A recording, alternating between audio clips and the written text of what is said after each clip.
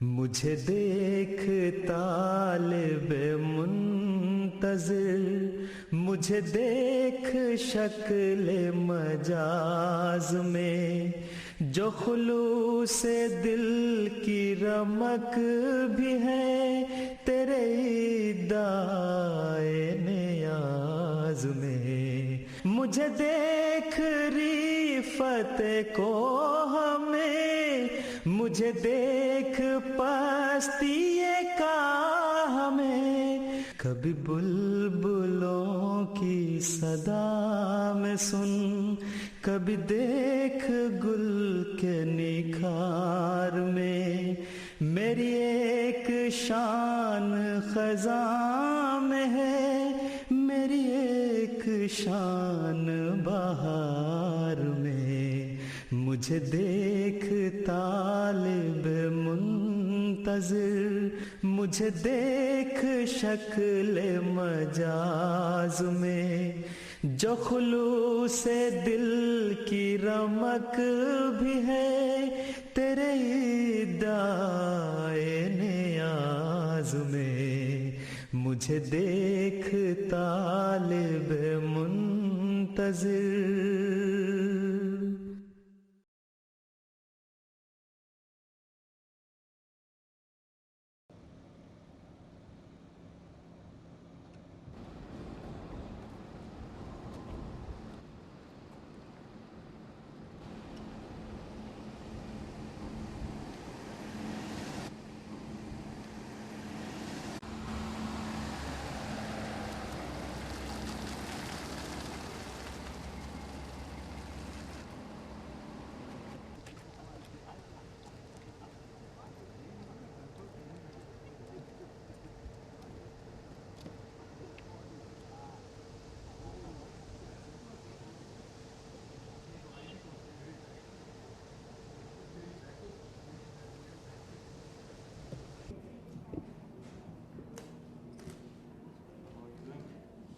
Too bad. How are you?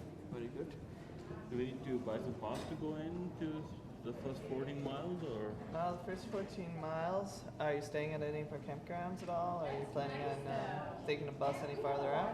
It's $20 vehicle entry fee. Okay. So, do you I'll have a take little it. map or something? A map.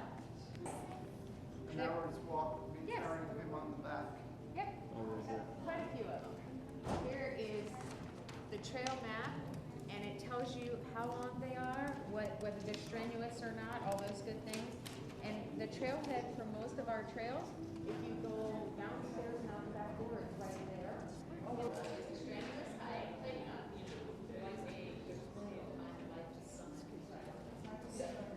exactly. So take your time.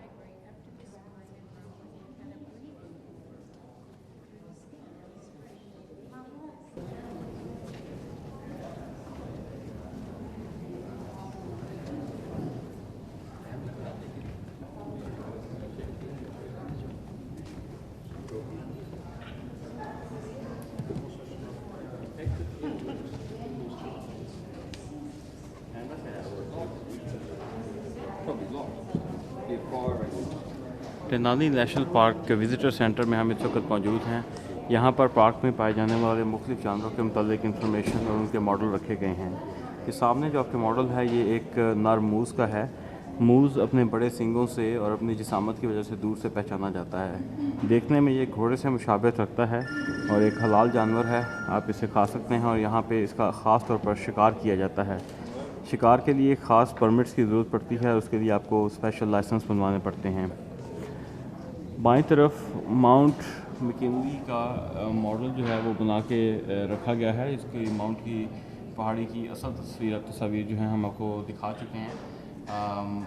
ये सारा साल बर्फ़ से ढकी रहती है और तकरीबन 20,230 फुट की बुलंदी इसकी है और मुख्तलिफ़ किस्म के परिंदे इस पार्क में पाए जाते हैं और इस पार्क में पाए जाने वाले परिंदे गर्मियों के मौसम में यहाँ पे वापस आ जाते हैं और सर्दियों के मौसम में ये परिंदे यहाँ से उड़कर हिजरत करते हुए पूरी दुनिया में फैल जाते हैं। लेकिन हैरत की बात यह है कि गर्मी शुरू होते ही ये सारे के सारे परिंदे वापस अलास्का में चले आते हैं। इस सफ़र के दौरान हमें मुख्तलिफ़ किस्म के जानवर जो हमने देखे, इनमें से वाइट कोट का एक मुजस्मा जो है वो ऊपर की तरफ लगाया गया है। वाइट कोट के बारे में एक दिलचस्प बात यह है कि इसकी सींगों को देखने से आप इसकी उम्र का अंदाज़ा कर सकते हैं। वाइट कोट के जो सींग हैं ये गोल शक्ल में ऐसे घूमते हैं और हर साल सींगों में एक रिंग का इजाफा हो जाता है। तो अगर आप सींग को गौर से देखें तो रिंगों को गिनने से आपको पता चल सकता है कि इस बकरी की उम्र क्या है। इसके अलावा इस विजिटर सेंटर में हर किस्म की दूसरी सहूलत भी मौजूद है। साथ में एक रेलवे स्टेशन, एक बस स्टॉप, वॉशरूम्स का इंतज़ाम और आपके बैठने और रेस्ट करने के लिए इंतज़ाम और उसके साथ साथ इस पार्क में पाई जाने वाली मुख्तलिफ़ किस्म के जानवरों और मुख्तलिफ़ किस्म के दरख्तों और लैंडस्केप के बारे में हर किस्म की इंफॉर्मेशन स्लाइड शो के ज़रिए दिखाई जाती है। इस डिस्प्ले में एक जंगली बिल्ली को एक खरगोश का शिकार करते हुए दिखाया गया है। इस इलाके में ये जंगली बिल्लियाँ काफ़ी पाई जाती हैं। इसको कूगर कहा जाता है।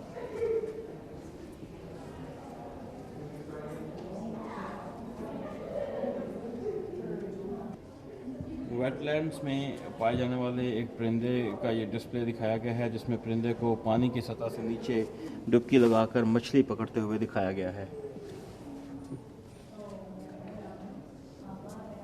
भेड़िया भी इस इलाके की एक खसूसियत है और भेड़िए के मुतालिक ये बहुत दिलचस्प बात है कि भेड़िया कभी भी अकेला नहीं रहता। भेड़िए कम से कम 25 से 40 के ग्रुप्स में होते हैं और हमेशा इकट्ठे शिकार करते हैं और रात के वक्त आमतौर पर ये बाहर आते हैं।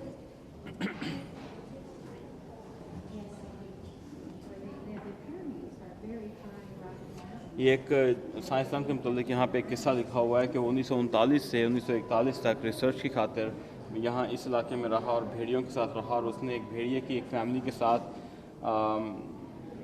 33 घंटे इकट्ठे गुजारे और उसने उन भेड़ियों की आदात को मुशाहिदा किया और उसने बहुत सारी मुफीद मालूमात जो हैं इकट्ठी की बाकी दुनिया के लिए।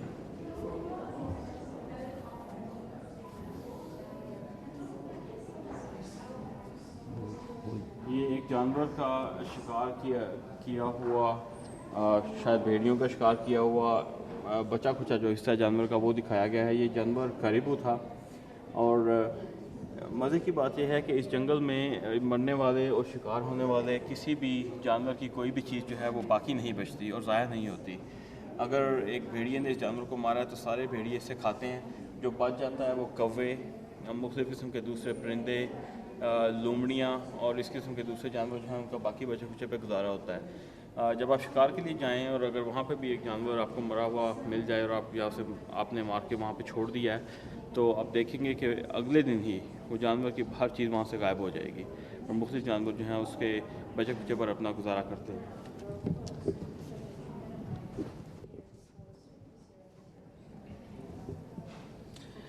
इस डिस्प्ले में मच्छर दिखाए गए हैं और कहा गया है कि मच्छर आपसे मोहब्बत का तकाजा करते हैं। मौसम बहार के आखिर से लेकर मौसम सरमा के शुरू तक मच्छर जो हैं आपको यहाँ इस इलाके में बहुत ज़्यादा नज़र आएंगे। अगर आप परिंदे पसंद करते हैं तो आपको मच्छरों को भी पसंद करना चाहिए और इस सफ़र के दौरान हमें बड़ी अच्छी तरह अंदाज़ा हो चुका है कि हम मच्छरों को पसंद करें या ना करें, मच्छर हमारे खून को बहुत ज़्यादा पसंद करते हैं।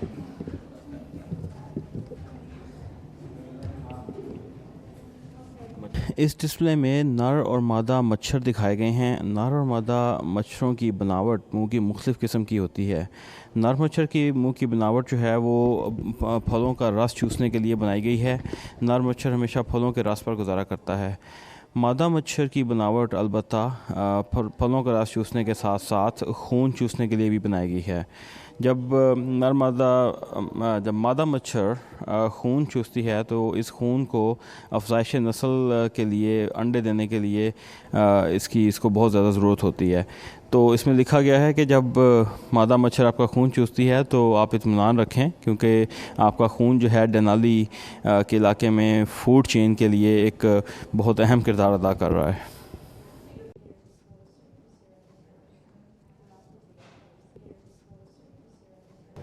इस डिस्प्ले में ये जो चीज़ें दिखाई गई हैं ये करीबू की खाल रखी गई है, खाल का नीचे का हिस्सा, और जो उभरी हुई चीज़ें हैं ये असल में मक्खियों की रिहाइश का है। एक ख़ास किस्म की मक्खी है जिसको तस्वीर जो है वो सामने उसमें दिखाई गई है।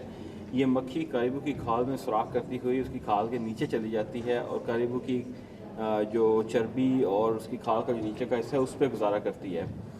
इससे करीबू तो बहुत सुस्त हो जाता है और बाद का उसकी आखिरकार मौत ही वाक़ हो जाती है। लेकिन ये मक्खी जो है इस पार्क के इकोसिस्टम का एक बहुत ज़रूरी हिस्सा है, क्योंकि ये एक बहुत इंपॉर्टेंट पॉलिनेटर है, यानी मुख्तलिफ फूलों के बीच जो पोलन है उसको एक फूल से दूसरे फूल तक ले जाने के लिए।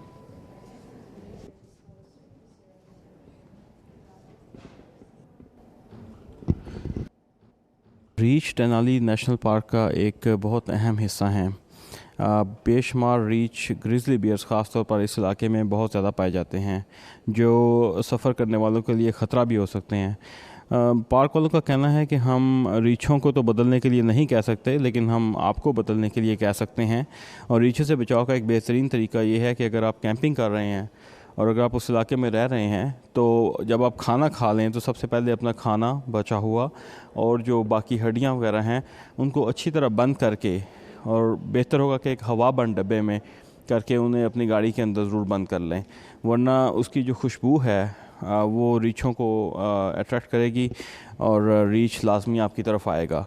ये जिस रीछ का मॉडल दिखाया गया है ये ग्रिजली बियर है, और ग्रिजली बियर जो है वो ख़ास तौर पे बहुत ज़्यादा ख़तरनाक हो सकता है क्योंकि ये गोश्तखोर जानवर है। किसी हद तक ये सब्जियों पे भी गुजारा करता है, लेकिन गोश्त भी इसकी पसंदीदा ग़िज़ा है।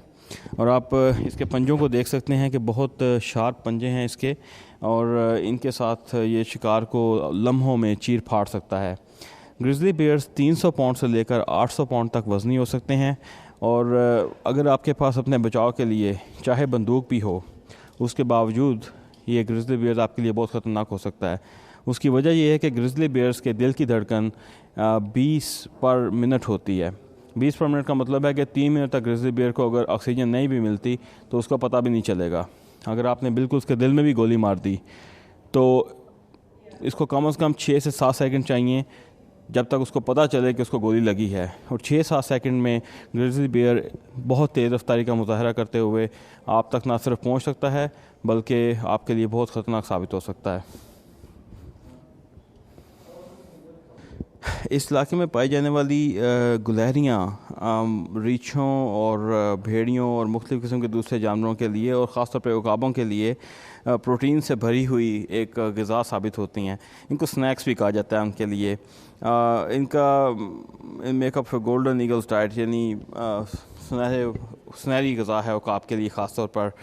तो हर किस्म के ख़तरे में चूँकि ये गुलहरियाँ हर वक्त घिरी रहती हैं, उनसे बचाव के लिए इन्होंने एक बड़ा अच्छा सिस्टम गुलहरियों ने अपने लिए तैयार किया है। हम अभी आपको दिखाते हैं इस डिस्प्ले में कि यहाँ पे गुलहरियाँ जंगल में दरख्तों के ऊपर तो रहती हैं, लेकिन उकाबों, रीछों और मुख्तलिफ़ किस्म के जंगली जानवरों से बचाव के लिए किस तरह से वो अपने आप को ज़मीन खोद कर उसके अंदर अपने लिए उन्होंने रास्ते बनाए हुए हैं,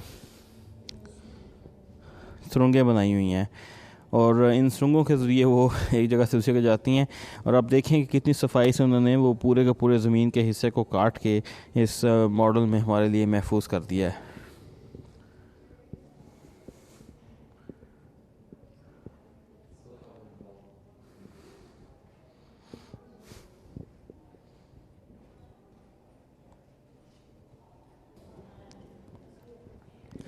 इस डिस्प्ले में जो पौधे दिखाए गए हैं उनमें से बाज़ के पत्ते बड़े फजी और मोटे हैं और उनकी बनावट जो है वो पौधों के लिए शदीद सर्दी के मौसम में एक स्वेटर का काम करती है और उसकी वजह से इनमें से पानी जो है वो ज़्यादा हवा में उड़ता नहीं और उनके अंदर रहता है और वो सर्दियों का जो सख्त मौसम होता है वो उसके सर पर ये पौधे गुजारा करते हैं।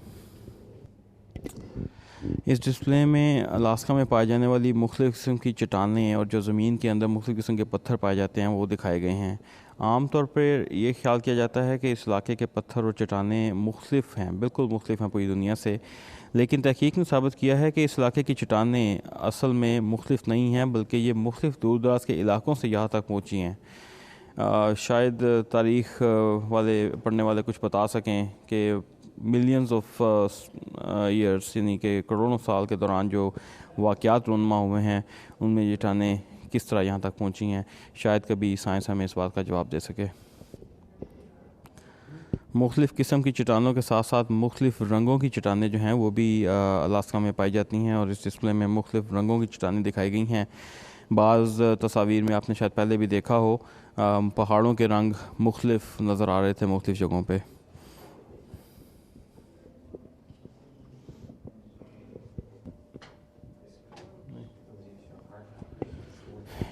इस डिस्प्ले पर बाज़ छोटे जानवरों की खालें दिखाई गई हैं और उनसे बनी हुई बाज़ चीज़ें भी दिखाई गई हैं। फॉर एग्ज़ाम्पल ये अगर आप देखें तो ये एक मिटन बना हुआ है एक किसी जानवर की खाल से और मैं आपको यकीन से कह सकता हूँ कि ये एक इंतहाई गर्म मिटन होगा जिसे पहन कर आपको शायद ठंड ना लगे। और ये एक तरह का मफलर बना हुआ है किसी छोटे जानवर की खाल से।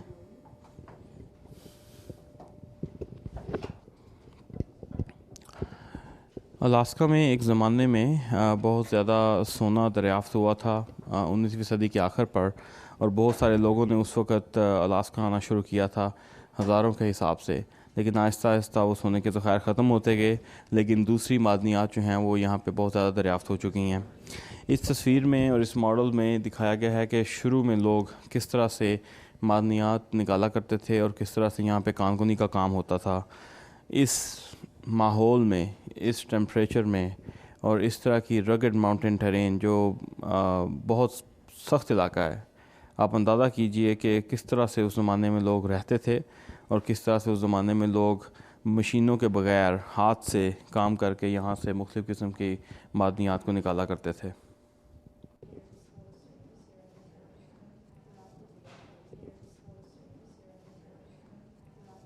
ये घर का मॉडल यहाँ से 90 मील दूर पाए जाने वाले एक छोटे से गांव कंटिशना का है। कंटिशना जो है वो कानकुनी के उस दौर में 19वीं सदी के आखिर में बसाया गया था।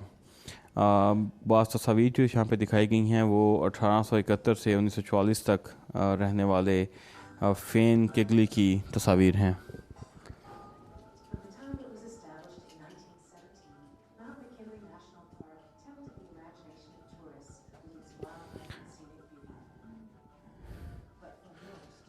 फायर प्लेस जिसमें लकड़ी जलाकर घर को गर्म रखने का इंतज़ाम आप कर सकते हैं और इसके साथ ही इसके ऊपर की तरफ जो प्लेटें बनी हुई हैं इन प्लेटों के ऊपर आप बर्तन रख कर साथ साथ खाना भी पका सकते हैं।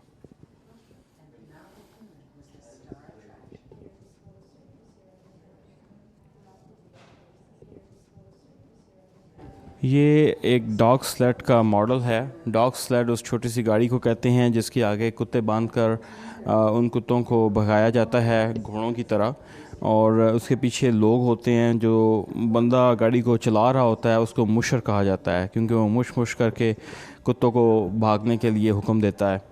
इस गाड़ी के अंदर लोग भी बैठ जाते हैं और यहाँ पे बाद का सामान भी रखा जाता है। एक बहुत दिलचस्प बात आपको कुत्तों के मुतालिक या डॉग स्लेडिंग के मुतालिक मैं ये बताता चलूँ कि अलास्का में दुनिया की सबसे बड़ी डॉग स्लेड रेस होती है। ये रेस एंकरेज से शुरू होती है और इस रेस की कुल लंबाई 1167 मील है, तकरीबन 1800 किलोमीटर। और ये रेस आम तौर पे 2 हफ्तों में मुकम्मल की जाती है। हर गाड़ी सवार 16 कुत्तों के साथ इस गाड़ी को लेकर चलता है और शदीद ठंडे मौसम में मुख्तलिफ़ पहाड़ों और वादियों से गुज़रता हुआ 1167 मील का फ़ासला तय करता हुआ नोम के कस्बे में पहुंचता है, जहां पे ये रेस इख्तिताम पजीर होती है। आप अंदाज़ा करें, आम तौर पर 16 कुत्ते इस रेस को स्टार्ट करते हैं और ख़त्म होने वालों में 4 या 5 या 6 कुत्ते बाकी बचते हैं। ये नहीं कि बाकी कुत्ते मर जाते हैं, उनके लिए हुकूमत ने पूरा इंतज़ाम किया हुआ है और हर स्टॉप पे वहाँ पे वेटरनरी डॉक्टर उनकी देखभाल के लिए मौजूद होता है। और कुत्तों को सर्दी से बचाने के लिए ख़ास किस्म के चमड़े के बने हुए बूट पहनाए जाते हैं, लेकिन ये बूट भी आहिस्ता आहिस्ता अपनी अफादियत खोते जाते हैं, जिसकी वजह से हर 100 मील के फासले पर इन बूटों को तब्दील किया जाता है। और मुशर लगातार 2 हफ्ते तक इन कुत्तों के साथ इस बर्फ़ के सहरा में भागता रहता है और सवारी करता रहता है।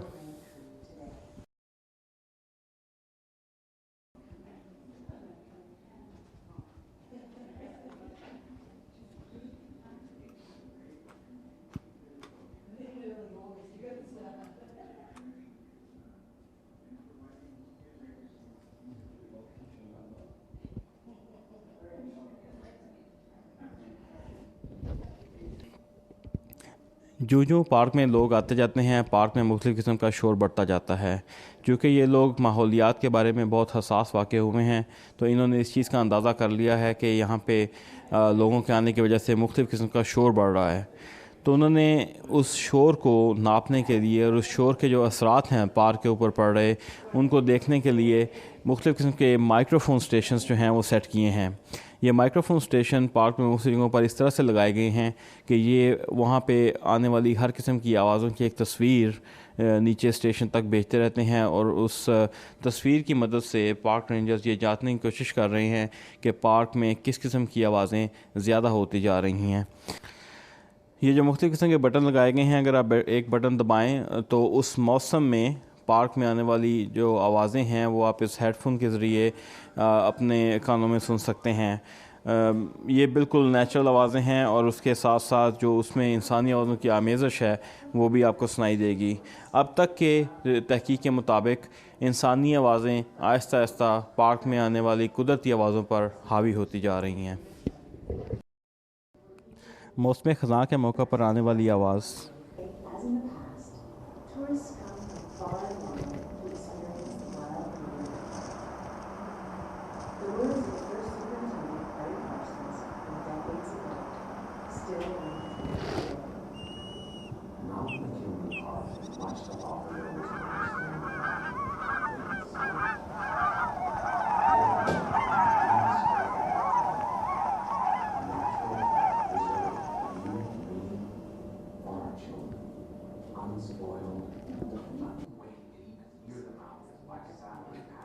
मौसम गर्मा में आने वाली आवाज़।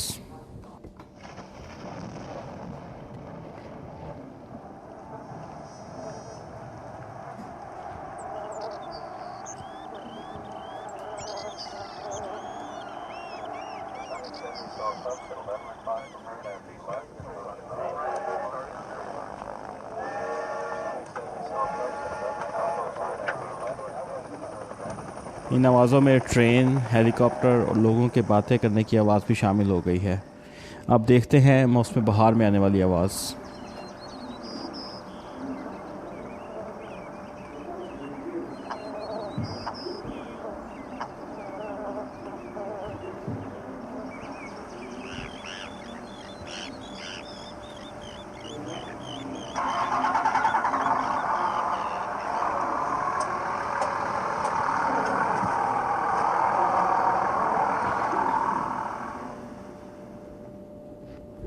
मौसम बहार में परिंदों के चहचहाने की आवाज़ आ रही है और उसके अलावा गाड़ी के स्टार्ट होने की आवाज़। तो आप सुनते हैं मौसम सरमा में आने वाली आवाज़।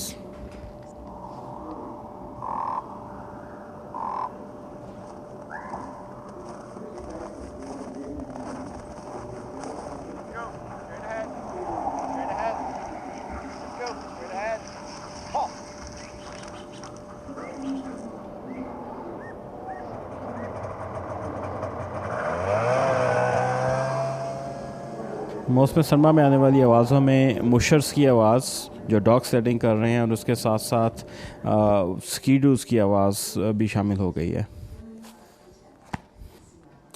यहाँ इस डिस्प्ले में जो पार्क में रिसर्च की जाती है परिंदों के ऊपर, उसके मुतालिक कुछ चीज़ें बताई गई हैं। ख़ास तौर पर गोल्डन ईगल इस जगह की एक ख़ास स्पीशीज़ है उकाब की, जो यहाँ पे पैदा होती है और यहाँ से ये उकाब मुख्तलिफ़ इलाकों में उड़ते हुए चले जाते हैं। इन उकाबों के बारे में कोई बहुत ज़्यादा मालूमात हमें मुयस्सर नहीं थी, लेकिन साइंसदानों ने 2002 में एक स्टडी की जिसमें उन्होंने इन उकाबों के बारे में मुख्तलिफ़ चीज़ों का पता चलाया।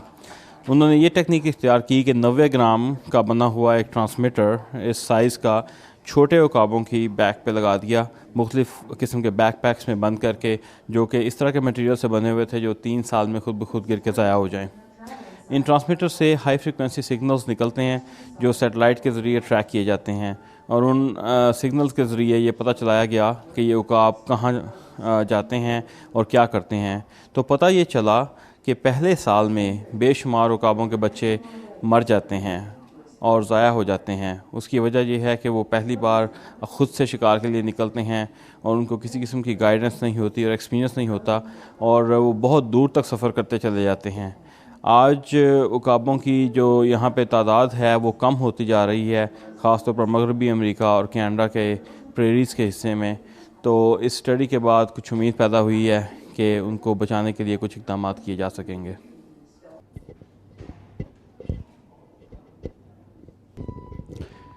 ये लकड़ी का बना हुआ एक मॉडल है जो डेनाली नेशनल पार्क के पूरे इलाके को ज़ाहिर कर रहा है।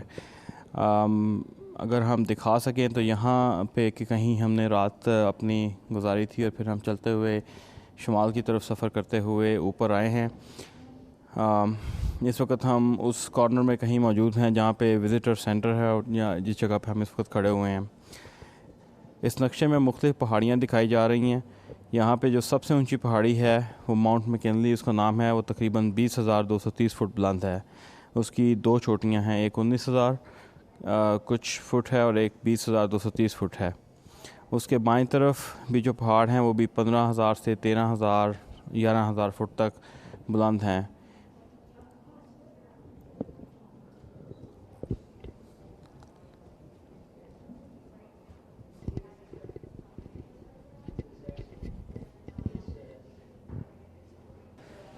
यहाँ इस ग्लोब में एक बहुत ख़ास चीज़ दिखाई गई है। वो ख़ास चीज़ ये है कि हम ये जो जगह है ये नॉर्थ पोल है, कुतुब शुमाली।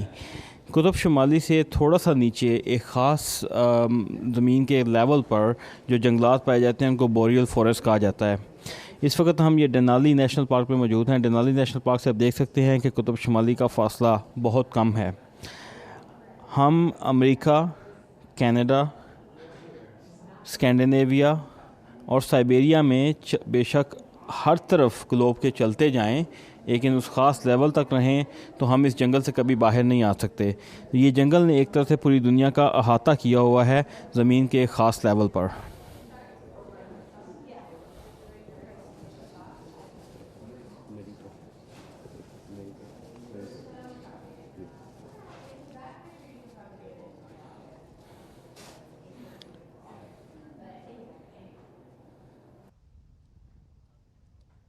मुझे देख तालिबे मुंतज़िर, मुझे देख शक्ल मजाज में, जो खुलूसे दिल की रमक भी है तेरे इदाए नियाज में। मुझे देख रिफत को हमें, मुझे देख पस्तिए का हमें, कभी बुलबुलों की सदा में सुन, कभी देख गुल के निखार में। मेरी एक शान खज़ां में है, मेरी एक शान बहार में। मुझे देख तालिब मुंतज़िर, मुझे देख शक्ल मजाज में, जो खुलूसे दिल की रमक भी है तेरे इदाए नियाज में। मुझे देख तालिब मुंतज़िर